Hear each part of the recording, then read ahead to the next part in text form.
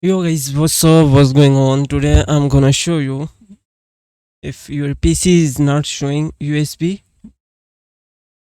In fact, make sure that USB is fine, and then sorry, then you can find your USB over here.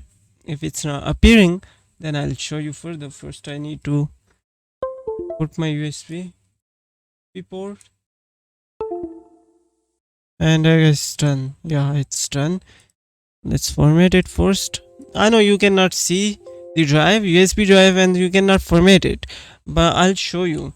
Just you need to go here into the partition, create and format hard disk partition. Just type this one, and that's it. Here you need to find your USB.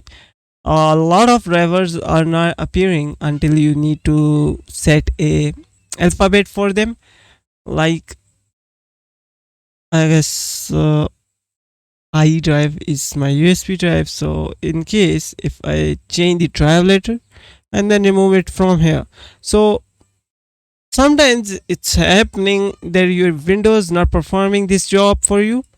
So whenever you open your this PC, you will not see any drive, like plug out, plug in. Still, it's not appearing. So you need to find your removable USB disk drive, then right click on it, change drive letter, add, and select your drive over here.